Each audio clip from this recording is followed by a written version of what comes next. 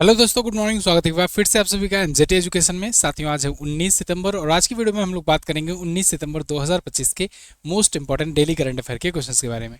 पूरी वीडियो ध्यान से देखिएगा, पूरी वीडियो डिटेल से आपको समझाई गई है। अगर वीडियो पसंद आए तो इसे लाइक, शेयर और चैनल को सब्सक्राइब जरूर करना। शुरुआत करते हैं सबसे पहले करंट अफेयर के रिवीजन से। कल हम लोगों ने जो भी चीज़ें पढ़ी थी उसका 1 मिनट में रिवीजन करेंगे, फिर आज की तरफ बढ़ेंगे। आज बहुत अच्छे अच्छे क्वेश्चंस आए हैं और उनके रिलेटेड जो क्वेश्चंस के एक्सप्लेनेशंस हैं, जो रिलेटेड स्ट्रेटजी के होते हैं और करंट अफेयर होते हैं, उनको बहुत ज़्यादा लिया गया है। तो पूरा वीडियो आप एंड तक देखना, ठीक है ना? कोई भी पॉइंट मिस मत करना। बहुत अच्छे अच्छे क्वेश्चंस भी आए हैं। चलिए, तो सबसे पहले रिवीजन करेंगे। विश्व रोगी सुरक्षा दिवस 17 सितंबर को मनाया गया with the theme of safe care for every newborn and every child. Maharashtra के नए गवर्नर के रूप में शपथ ली है आचार्य देवव्रत ने। ये गुजरात के भी राज्यपाल हैं। मैं लिख दे रहा हूँ, गुजरात के भी राज्यपाल हैं। ये मत सोचना गुजरात के राज्यपाल का पद छोड़ दिया इन्होंने। इसके अलावा मात्र 579 करोड़ के सौदे में टीम इंडिया का जर्सी स्पॉन्सर बन गया है अपोलो टायर्स, और इससे पहले ड्रीम 11 था। 16वें संयुक्त कमांडर का सम्मेलन आयोजन हुआ कोलकाता, पश्चिम बंगाल में। संयुक्त सैन्य अभ्यास फ्रीडम एज ये दक्षिण कोरिया में शुरू हुआ है। अमेरिका, जापान, दक्षिण कोरिया इसमें हिस्सा ले रहा है। भारतीय वायुसेना ने अभी हाल ही में सरकार को कहा है कि 114 राफेल विमान हमें चाहिए। तो इसकी खरीद का प्रस्ताव सरकार के पास रखा है। गवर्नमेंट फ्रांस से खरीदेगी। ये राफेल भारत में बनने वाले हैं। केंद्रीय गृह मंत्री अमित शाह जी ने अहमदाबाद, गुजरात में भारत के सबसे बड़े खेल परिसर का उद्घाटन किया है। इसके अलावा उपराष्ट्रपति राधाकृष्णन जी का सचिव नियुक्त किया गया है अमित खरे को। भारत के पहले स्पीड स्केटिंग विश्व चैंपियन बन गए हैं आनंद कुमार वेल कुमार। और सविता भंडारी ये नेपाल की पहली महिला अटॉर्नी जनरल बनी है। ये टॉप 10 करंट अफेयर के क्वेश्चंस थे कल की वीडियो से, जिनका आपने किया रिवीजन। अब आज की करंट अफेयर देखेंगे, लेकिन इसकी क्विज और पीडीएफ एमजेटी ऐप पर दे दी गई है बिल्कुल फ्री में। वहां से आप जाकर सॉल्व कर सकते हो। वहीं पर हमारे ई बुक्स मिल जाएगी, वीडियो कोर्सेज मिल जाएंगे और तमाम वीडियोस की पीडीएफ फाइल्स भी मिल जाएंगी। मंथली करंट अफेयर का पार्ट 1 आ चुका है सितंबर महीने का, तो उसको भी आप जाकर के देख सकते हो चैनल पर भी और एमजेटी ऐप पर भी। टेलीग्राम पर भी पीडीएफ दी जाती है। टेलीग्राम चैनल ज्वाइन कर लो, एमजेटी एजुकेशन के नाम से है। और ये रात को 9 बजे पीडीएफ आपको इस वीडियो की भी मिल जाएगी। अब देखते हैं आज का पहला क्वेश्चन। आज का पहला क्वेश्चन है, विश्व बांस दिवस कब मनाया जाता है? World bamboo day. तो वर्ल्ड बम्बू डे या विश्व बांस दिवस 18 सितंबर को मनाया जाता है। सितंबर 18 को, यानी कि कल मनाया गया। साथियों, बम्बू को यानी कि बांस को दुनिया की सबसे बड़ी घास कहा जाता है। दुनिया की सबसे बड़ी घास कहा जाता है। इसे ग्रीन गोल्ड भी कहा जाता है। सतत विकास, गरीबी उन्मूलन, पर्यावरण संरक्षण और सांस्कृतिक संरक्षण में अपार क्षमता रखता है। कैसे रखता है? तो आप देखो, बांस जो है ना, ये गरीबों के लिए आवास वगैरह बनाने, घर वगैरह बनाने में काम आता ही है। तो गरीबी उन्मूलन का काम हो गया। भाई, जिनके पास उतना पैसा नहीं है कि वो सीमेंटेड पक्का मकान बना सके, उनके लिए काम आता रहा है। और भारत में अभी पक्के मकान होने लगे, इससे पहले तक बहुत सारे गरीबों का ये सहारा हुआ करता था। दूसरी बात ये कि ये पर्यावरण संरक्षण के प्रति भी उत्तरदायी होता है, मतलब पर्यावरण संरक्षण भी करने का काम करता है। अब आप सोचो कि सीमेंट बन रहा है, अगर ईंट बन रहा है, मोरंग बन रही है, कुछ भी बन रहा है, ऐसी चीज़ें अगर बन रही हैं तो उससे पर्यावरण को भी नुकसान होता है। लेकिन अगर बांस का उपयोग ज़्यादा से ज़्यादा हो रहा है तो ये पर्यावरण संरक्षण के लिए काफ़ी ज़्यादा उत्तरदायी कदम होता है। और आप तो देख रहे हो, बम्बू प्रोडक्ट्स भी बहुत सारे आ रहे हैं। आप आज के टाइम पर देखो कि बम्बू से बनने वाले फर्नीचर्स बहुत सारे आ रहे हैं। बांस से बनने वाले टूथब्रश तक आ रहे हैं। आपको जानकर हैरानी होगी, टूथब्रश तक बांस के बनाए जा रहे हैं। इसके अलावा बहुत सारे प्रोडक्ट्स बन रहे हैं। यहाँ तक कि पानी की जो बोतल होती है वो भी ऐसे ऐसे स्टार्टअप्स हैं। मैं देखा हूँ वीडियो कई लोगों का, जो बोतल का भी ऑप्शन ढूंढ लिए हैं कि बम्बू का बोतल बनाया जाए। ठीक है, तो उससे पर्यावरण भी संरक्षित रहता है, प्लास्टिक का भी कम यूज होता है और सांस्कृतिक संरक्षण तो है ही। तो इस हिसाब से बम्बू जो है ये बहुत ज़्यादा महत्व रखता है हमारे पर्यावरण के लिए। अभी कुछ दिन पहले अगर आपको याद हो तो असम में पीएम मोदी गए हुए थे और उन्होंने क्या किया था? उन्होंने बांस से एथेनॉल संयंत्र बनने वाला एथेनॉल संयंत्र का उद्घाटन किया था। याद रखना, बांस से बनने वाला एथेनॉल संयंत्र, बांस से एथेनॉल बनाएगा ये प्लांट। तो अब यानी कि बांस का उपयोग एथेनॉल बनाने में भी किया जा रहा है, और एथेनॉल का यूज आप जानते हो पेट्रोल डीजल में नितिन गडकरी जी करवे करते हैं, है ना। इस पर मैंने आपको वीडियो दिया हुआ है अभी। तो खैर, बांस का कितना उपयोग है आपको समझ में आया। ये दिवस की शुरुआत 2009 से हुई है, जब विश्व बांस संगठन ने बैंकॉक थाईलैंड में पहली बार विश्व बांस कांग्रेस का आयोजन किया था। विश्व बांस संगठन की अगर बात करें तो इसकी स्थापना 2005 में हुई थी। एंटवर्प बेल्जियम में इसका हेडक्वार्टर है। अध्यक्ष हैं सुजैन लुकास। ठीक, अब ये प्रमुख दिवस जो सितंबर महीने के अब तक आए हैं, रिवीजन करेंगे हम लोग। 1 सितंबर को एनसीईआरटी स्थापना दिवस, 2 सितंबर विश्व नारियल दिवस, 1 से 7 सितंबर राष्ट्रीय पोषण सप्ताह, 5 सितंबर राष्ट्रीय शिक्षक दिवस, 6 सितंबर अंतर्राष्ट्रीय गिद्ध जागरूकता दिवस, 8 सितंबर अंतर्राष्ट्रीय साक्षरता दिवस, 10 सितंबर विश्व आत्महत्या रोकथाम दिवस, 11 सितंबर दिग्विजय दिवस, 13 सितंबर विश्व प्राथमिक उपचार दिवस, 14 सितंबर राष्ट्रीय हिंदी दिवस, 15 सितंबर राष्ट्रीय इंजीनियर्स दिवस, 15 सितंबर अंतर्राष्ट्रीय लोकतंत्र दिवस, 16 सितंबर विश्व ओजोन संरक्षण दिवस, 17 सितंबर विश्व रोगी सुरक्षा दिवस और 18 सितंबर विश्व बांस दिवस मनाया गया। ठीक है, ये प्रमुख दिवस हैं। स्क्रीनशॉट भी आप चाहो तो ले सकते हो। अगला क्वेश्चन देखते हैं। पीएम मोदी ने कहां पर पीएम मित्र पार्क का उद्घाटन किया? पीएम मित्र पार्क, इसका उद्घाटन अभी हाल ही में किया गया है मध्य प्रदेश में प्रधानमंत्री मोदी जी के द्वारा। मित्र पार्क जो है ये टेक्सटाइल के लिए है, टेक्सटाइल पार्क है एक प्रकार का, और इसका पूरा नाम है पीएम यानी प्रधानमंत्री mega integrated textile reason and apparel. क्या है? प्रधानमंत्री mega integrated textile reason and apparel. तो पीएम मित्र पार्क जो है मध्य प्रदेश के धार जिले में है, मध्य प्रदेश के धार जिले में है। तो ये वस्त्र क्षेत्र को पुनर्जीवित करने की दिशा में एक बड़ा कदम है। अब ये क्यों स्थापित किया जा रहा है पता है? देखो, पीएम मित्र योजना तो पहले से ही चल रही है फिलहाल।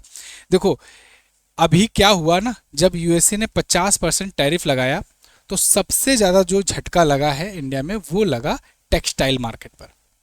टेक्सटाइल का बड़ा निर्यातक को क्या कहते हैं, एक्सपोर्टर रहा है भारत अमेरिका को। लेकिन टेक्सटाइल इंडस्ट्री में कंपटीशन भी बहुत ज़्यादा है। आप टेक्सटाइल बेचते तो थे अमेरिका को, लेकिन जब टैरिफ लग गया तो उसने वहाँ के लोग जो हैं, वहाँ के व्यापारी जो हैं, वो और ऑप्शन तलाश करने लगे होंगे। और भारत के कंपटीशन में टेक्सटाइल में बहुत सारे देश खड़े हैं। फॉर एग्जांपल बगल में ही है बांग्लादेश, सबसे बड़ा कंपटीटर। इसके अलावा वियतनाम, थाईलैंड, इंडोनेशिया, ये सब टेक्सटाइल अच्छा खासा मात्रा में बेचते हैं यूएसए में। लेकिन ऐसे समय में इनके पास गोल्डन अपॉर्चुनिटी आ गई है जब भारत पर टैरिफ लग गया है। तो जब भारत पर टैरिफ लगा, भारत के प्रोडक्ट वहाँ नहीं बिक पा रहे हैं, तो अब भारत के प्रोडक्ट बिकेंगे कहाँ पर?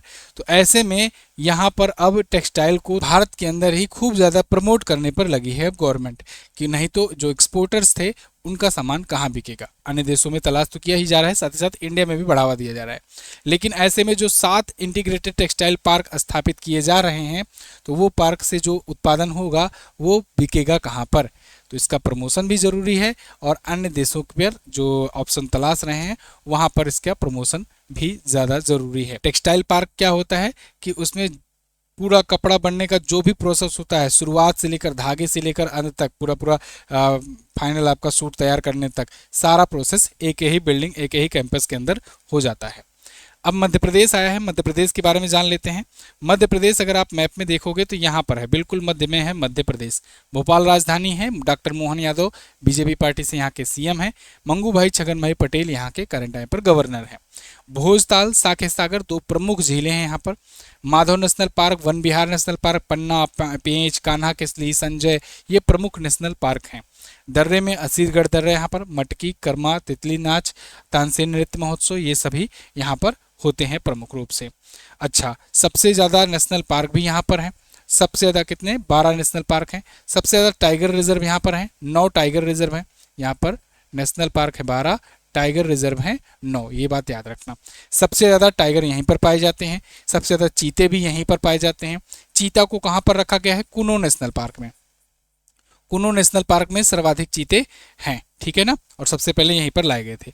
55 जिले हैं, 230 विधानसभा में सीटें हैं, 29 सीटें लोकसभा में यहाँ से जाती हैं, और राज्यसभा में 11 सीट जाती है मध्य प्रदेश से। क्लियर है? अगला, हाल ही में जारी वैश्विक नवाचार सूचकांक यानी ग्लोबल इनोवेशन रैंकिंग में भारत किस स्थान पर है? तो ग्लोबल इनोवेशन रैंकिंग में भारत है, पहुंच गया 38वें स्थान पर। पिछली बार था 39वें स्थान पर और इस बार पहुंच गया है 38वें स्थान पर। ये रैंकिंग इनोवेशंस को देखती है कि इनोवेशंस को कितना बढ़ावा दिया जा रहा है किस देश में। दुनिया भर के 139 देशों की लिस्ट जारी की गई और ये जारी की गई वैश्विक बौद्धिक संपदा संगठन यानी world intellectual property organisation WIPO के द्वारा। जारीकर्ता बहुत पूछा जाता है इसका, WIPO जारी करता है, ये बात याद रखना। नवाचार रैंकिंग WIPO के द्वारा जारी किया जाता है। टॉप पर स्विट्जरलैंड है, सेकंड पर स्वीडन है, थर्ड पर है अमेरिका। भारत 38वें पर है, पिछली बार 39वें पर था। ठीक है, तो ज्ञान और तकनीकी उत्पादन में 22वें, अलग अलग कैटेगरियों में इसमें देखा गया। ओवरऑल कैटेगरी ये है। ठीक है, इसको नहीं ध्यान रखना है इतना। चलिए, पिछले दिनों में कुछ जो इंडेक्स और रैंकिंग आई थी उनका रिवीजन करेंगे। जैसे अभी हम लोगों ने पढ़ा था वर्ल्ड टैलेंट रैंकिंग, विश्व प्रतिभा सूचकांक, उसमें भारत पहुंच गया था 63वें पर, बहुत इंपॉर्टेंट है। ग्लोबल कॉम्पिटिटिवनेस इंडेक्स यानी वैश्विक प्रतिस्पर्धात्मकता सूचकांक, इसमें भारत पहुंच गया 41वें पर। ग्लोबल यूनिकॉर्न इंडेक्स यानी यूनिकॉर्न कंपनियों के मामले में भारत तीसरे स्थान रखता है। ग्लोबल पीस इंडेक्स वैश्विक शांति सूचकांक, इसमें भारत 115वें स्थान पर है। वैश्विक सतत विकास लक्ष्य यानी कि ग्लोबल सस्टेनेबल डेवलपमेंट इंडेक्स में, इसमें भारत 99वें पर है। पहली बार हुआ जब भारत टॉप 100 के अंदर आया हुआ है, ये भी पूछा जा सकता है। IEA की रिपोर्ट के अनुसार विद्युत उत्पादन में, इलेक्ट्रिसिटी प्रोडक्शन में भारत तीसरे पर है। एनर्जी ट्रांजिशन इंडेक्स में, ठीक है, ऊर्जा संक्रमण सूचकांक, हिंदी में कहेंगे ऊर्जा संक्रमण सूचकांक, इसमें भारत 71वें स्थान पर है। ग्लोबल जेंडर गैप इंडेक्स, इसमें 131वें स्थान पर है। जलवायु परिवर्तन प्रदर्शन सूचकांक यानी कि climate change performance index CCPI में भारत 10वें पर है। और UNDP की ह्यूमन डेवलपमेंट इंडेक्स मानव विकास सूचकांक में 130वें पर है भारत। बहुत इंपॉर्टेंट रैंकिंग है, इसको सबको आप याद कर लीजिए, एक नंबर आपका बन ही जाएगा इससे। ठीक है, अगला क्वेश्चन, हाल ही में किसके द्वारा लिखी गई पुस्तक डेमोग्राफी रिप्रेजेंटेशन डेलिमिटेशन हाल ही में विमोचित की गई? ये पुस्तक है, इस पुस्तक को लिखा है रवि के मिश्रा ने लिखा है डेमोग्राफी रिप्रेजेंटेशन डेलिमिटेशन। ठीक है, तो इस पुस्तक में परसीमन संबंधी बहस, लोकसभा में निर्वाचन क्षेत्र की सीमाएं, इन सब पर चर्चा की गई है। अच्छा, परसीमन क्या है? आपको पता होगा कि गवर्नमेंट ने अनाउंस किया है कि लोकसभा का 2029 का जो चुनाव होगा उससे पहले लोकसभा का परसीमन किया जाएगा। परसीमन होता क्या है? परसीमन को समझिएगा, मतलब एक बार फिर से देखो क्या होता है ना कि हमारे यहाँ जो रिप्रेजेंटेटिव जाते हैं लोकसभा में या राज्यों की विधानसभाओं में, जो भी रिप्रेजेंटेटिव जाते हैं वो जनसंख्या के आधार पर जाते हैं। मतलब ये कि जैसे वो एक जनसंख्या को रिप्रेजेंट कर रहे होते हैं एक भौगोलिक क्षेत्र से, उनको जनसंख्या के आधार पर डिवाइड किया गया है, सीटों का बंटवारा किया गया है। वही जो जनसंख्या के आधार पर सीटों का बंटवारा किया गया है उसी को दोबारा से चेक करके अब के अनुसार, क्योंकि जब किया गया था तब से अब तक बहुत ज़्यादा आबादी बढ़ी हुई है, तो ऐसे में अब के अनुसार फिर से गणना के अनुसार बंटवारा किया जाए जिससे सीटें और बढ़े। हो सकता है कहीं पर बढ़े, हो सकता है कहीं पर घटे। अब आप कहोगे जनसंख्या हर जगह बढ़ी है, नहीं, जनसंख्या केवल उत्तर भारत में बढ़ी है, दक्षिण भारत में जनसंख्या कम हुई है। तो दोबारा से जब परसीमन किया जाएगा तो फिर देखा जाएगा कि किस क्षेत्र में कितनी सीटें बढ़ाई जाएं, किस क्षेत्र में कितनी सीटें घटाई जाएं। यही है लोकसभा का परसीमन। इस पर भी मैंने आपको वीडियो दी हुई है, आप सर्च करेंगे लोकसभा परसीमन क्या है, आगे MZT एजुकेशन लिख देंगे यूट्यूब पर, आपको वीडियो मिलेगी। तो लोकसभा परसीमन कब तक होने वाला है? 2029 के चुनाव के, लोकसभा चुनाव के पहले। ठीक है, यानी लोकसभा की सीटें बढ़ेंगी। ऑब्वियस सी बात है कि ज़्यादा जनसंख्या है उत्तर भारत में, तो यहाँ सीटें काफ़ी ज़्यादा बढ़ेंगी भी, इसीलिए दक्षिण भारत इसका विरोध भी कर रहा था। चलिए फिलहाल पिछली पुस्तकों के बारे में बात करते हैं, पुस्तक से रिलेटेड क्वेश्चन है तो पिछले दिनों में कौन कौन से पुस्तकें आई थी? जैसे अभी डिफरेंट बट नो लेस नाम की पुस्तक लिखी अनुपम खेर ने। इंडियाज फर्स्ट रेडिकल्स नाम की पुस्तक लिखी रेंसिका चौधरी ने। The conscience network Sugata Srinivas Raju. The treaties for the remarkable Rohit, ये R कौशिक की पुस्तक है। The emergency diaries, Amit Shah ji ने ये पुस्तक का विमोचन किया था। Wings to our hopes volume 2, ये राष्ट्रपति के भाषणों का संकलन है। The stars lights the way, ये सुचेता राज खन्ना की पुस्तक है। मोदीज नीति शास्त्र, द वर्ड्स हिज आयस्टर, ये आदित्य अग्रवाल की पुस्तक है। Win the battle of your mind, ये रीता राममूर्ति गुप्ता की पुस्तक है। ठीक है, ये पिछले दिनों में आई पुस्तकें हैं। आगे हाल ही में किस राज्य में जीआई टैग वाली स्थानीय फसल को बढ़ावा देने के लिए सिरारा खोंग हथेई मिर्च महोत्सव आयोजित किया गया? सिरारा खोंग हथेई मिर्च महोत्सव, ये है मणिपुर का महोत्सव।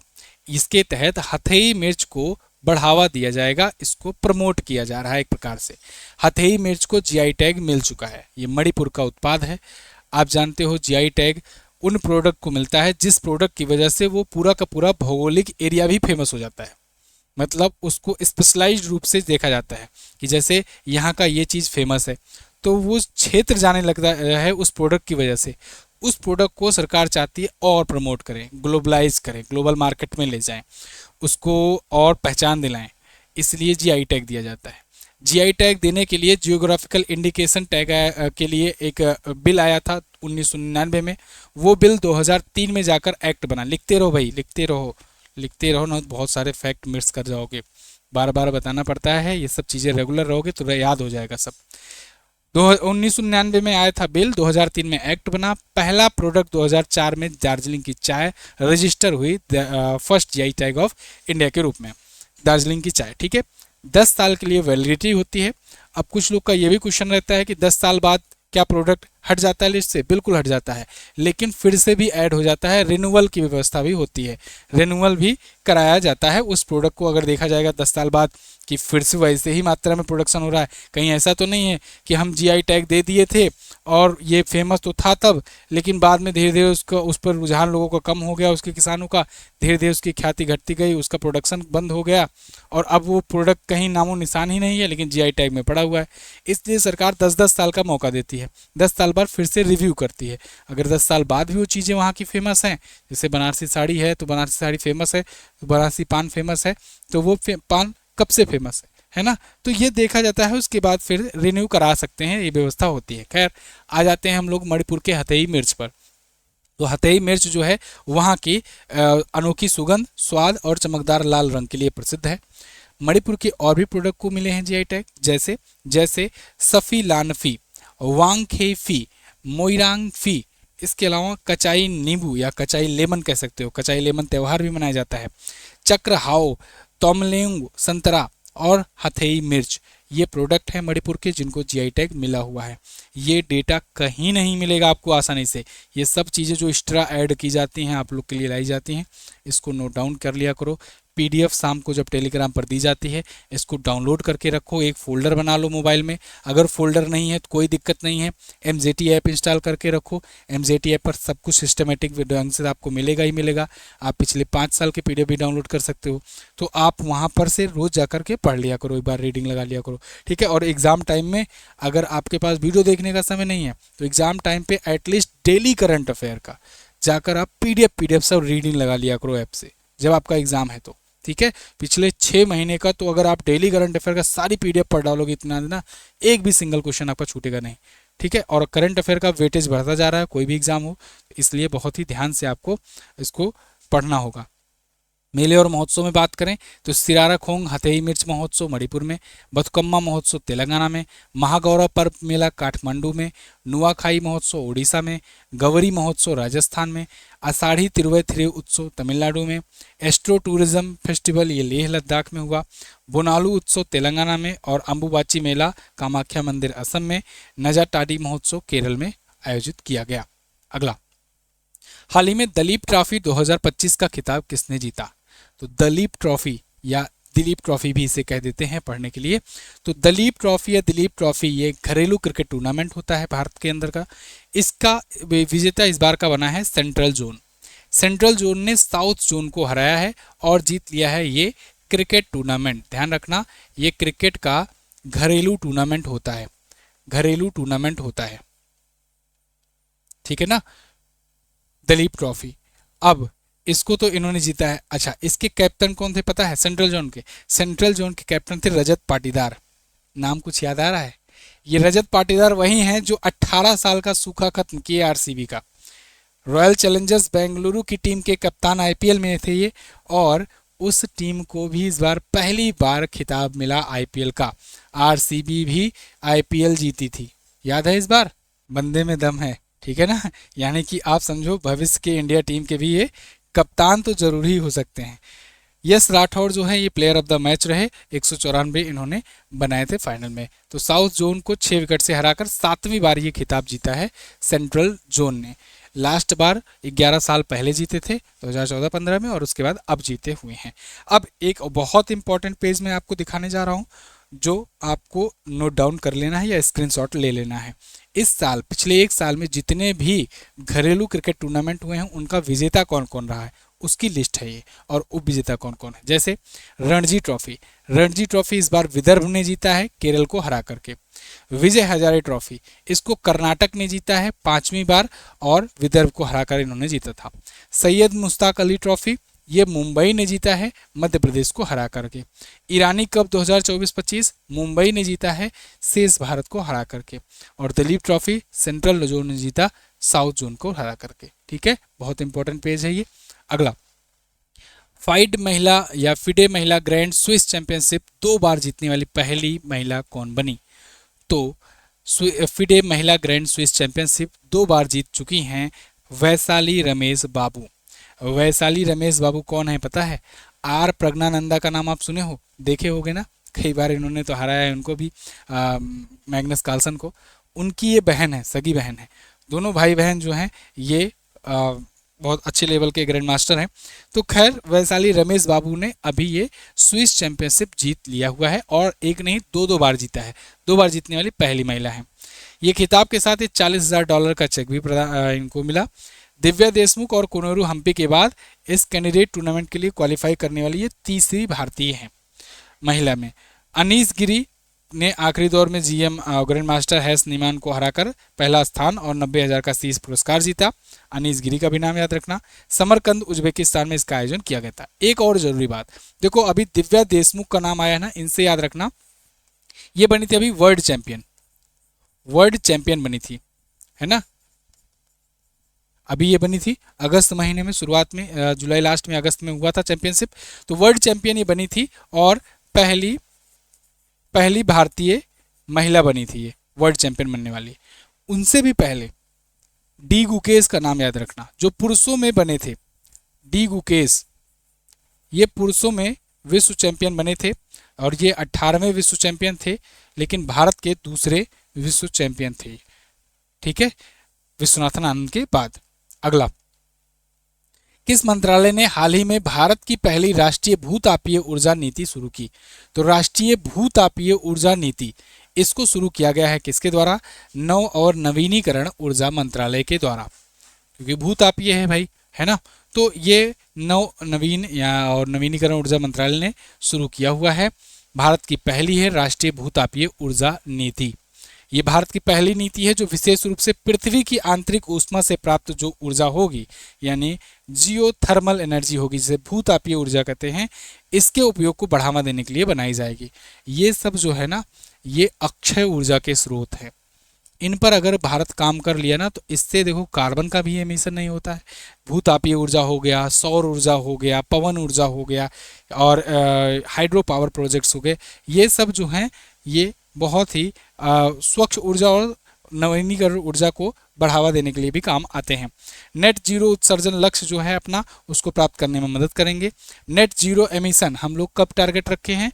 2070 का।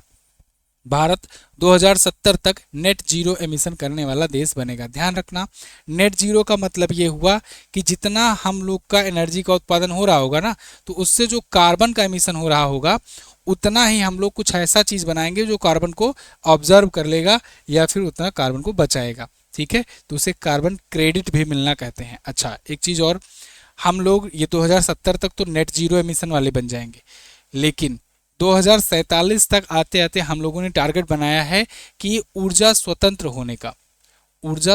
होने का, यानी कि एनर्जी इंडिपेंडेंट होने का हम लोगों ने टारगेट बना रखा है। ठीक है, और अनुमानित क्षमता इसकी 10 गीगावाट की होने वाली है। खैर, तो ऊर्जा स्वतंत्र होने का लक्ष्य 2047 और नेट जीरो एमिशन यानी कार्बन नेट जीरो एमिशन होने वाला लक्ष्य 2070। मिंत्रा ने दुर्गा पूजा के लिए निम्न में से किसके साथ मिलकर सौरज्ञ नाम से ब्रांड लॉन्च किया? तो मिंत्रा आप जानते हो फैशन ब्रांड है, और इसने दुर्गा पूजा के लिए सौरभ गांगुली के साथ मिल करके एक सौरज्ञ नाम से नया ब्रांड लॉन्च किया है। सौरज्ञ जो ब्रांड होगा ये भी स्पेशलाइज्ड तौर के कपड़े वगैरह ये डिज़ाइन करेगा, शेरवानी, कुर्ते, कंधा कढ़ाई, जामदानी बुनाई और बाटिक प्रिंटिंग टाइप के ये कपड़े बनाएगा। तो इसके लिए सौरभ के नाम से ब्रांड लॉन्च किया है, सौरभ गांगुली के साथ मिलकर, यानी सौरभ गांगुली इसके ब्रांड एम्बेसडर होने वाले हैं। ठीक है, तो ब्रांड एम्बेसडर टाइप का ये क्वेश्चन है, बहुत ज़्यादा इंपॉर्टेंट नहीं है। सैमुअल उनमतिती किस देश से संबंधित हैं जिन्होंने हाल ही में पेशेवर फुटबॉल से संन्यास ले लिया? तो सैमुअल उनमतिती जो हैं ये हैं संबंधित फ्रांस से। फ्रांस के ये फुटबॉलर थे और फ्रांस जब 2018 में ये विजेता बनी थी तो उसकी टीम के ये खिलाड़ी रहे थे। तो विजेता टीम के ये खिलाड़ी रहे हैं फीफा विश्व कप जब जीती थी फ्रांस तो, और अब इन्होंने 31 वर्ष की उम्र में फुटबॉल से संन्यास ले लिया है। घुटने में चोट लग गई थी और चोट के कारण अब इनको लगा कि दोबारा से भाई फुटबॉल में पैर का ही काम होता है, तो अब इन्होंने संन्यास का फैसला लिया है। बार्सिलोना के साथ 2 ला लीगा का खिताब भी इनके नाम है, बार्सिलोना फ्रेंचाइजी के साथ खेलते हुए, और 3 कोपा डेल रे ट्रॉफी भी जीता है इन्होंने। तो अब ये नहीं खेलेंगे फुटबॉल, ठीक है, संन्यास ले लिए हैं। पिछले दिनों में और भी संन्यास आए हैं, जैसे मिचेल स्टार्क ने T20 इंटरनेशनल से संन्यास लिया, ऑस्ट्रेलिया के हैं। चित्तौस्वर पुजारा भारतीय क्रिकेट के सभी प्रारूप से। गीता गोपीनाथ ये संन्यास इस्तीफा दी हुई हैं IMF के उप प्रबंध निदेशक से, ये खिलाड़ी नहीं है, ये IMF में थी, है ना। आंद्रे रसेल ये खिलाड़ी हैं, ये संन्यास लिए हैं। जो खिलाड़ी होगा वो संन्यास लेगा, जो पद पर होगा वो इस्तीफा देगा, ठीक है। ललित उपाध्याय ये अंतर्राष्ट्रीय हॉकी से संन्यास लिए। लिंडा याकारिनो ये एक्स के CEO पद से इस्तीफा दी और XAI में गई। निकोलस पूरन खिलाड़ी हैं, संन्यास लिए। पीयूष चावला संन्यास, विराट कोहली संन्यास, ठीक है। चलिए, तो ये थे टॉप 10 करंट अफेयर के क्वेश्चन। आई होप आपको वीडियो पसंद आई होगी। पसंद आई है तो एक प्यारा सा कमेंट छोड़ दीजिए और एक वीडियो को लाइक कर दीजिए, ठीक है। सब्सक्राइब नहीं किया है तो चैनल को सब्सक्राइब भी कर लेना। PDF कब मिलेगी आपको? रात को 9 बजे। कहाँ पर? टेलीग्राम चैनल पर। MJT एजुकेशन के नाम से टेलीग्राम चैनल है, लिंक नीचे डिस्क्रिप्शन में और पिन कमेंट में छोड़ दिया मैंने। लास्ट डे का क्वेश्चन देखते हैं। भूपेन पटेल जो कि मुख्यमंत्री हैं गुजरात के, इन्होंने नमो लक्ष्मी योजना, नमो सरस्वती विज्ञान योजना का शुभारंभ कब किया था? तो 2024 मार्च में किया था। रासलीला किस राज्य का प्रमुख लोक नृत्य है? इन राज्यों में से वैसे तो प्रमुख रूप से उत्तर प्रदेश का है, लेकिन अगर आपको उत्तर प्रदेश ऑप्शन में नहीं दिख रहा है तो आप गुजरात लगाएंगे। आज आपको क्या बताना है? किस अनुच्छेद के तहत राष्ट्रपति राज्य में राज्यपाल की नियुक्ति करते हैं? कमेंट करके बताइए, बहुत इंपॉर्टेंट ये अनुच्छेद है। दुनिया का सबसे बड़ा cricket stadium Narendra Modi stadium Bharat के किस राज्य में स्थित है? ये भी बताइएगा, ये क्वेश्चन भी इंपॉर्टेंट है, ठीक है। तो दोनों क्वेश्चंस के बारे में आपको जो भी पता हो डिटेल से जरूर आंसर करना। थैंक यू सो मच यहाँ तक वीडियो देखने के लिए। अगर आप हमारा GS सफलता बैच ज्वाइन करना चाहते हैं तो ये बैच अवेलेबल है MJT ऐप पर, आप जाकर वहाँ से ज्वाइन कर सकते हैं। किसी भी सहायता के लिए व्हाट्सएप भी कर सकते हैं। मिलते हैं नेक्स्ट वीडियो में, तब तक के लिए नमस्कार, जय हिंद, वंदे मातरम।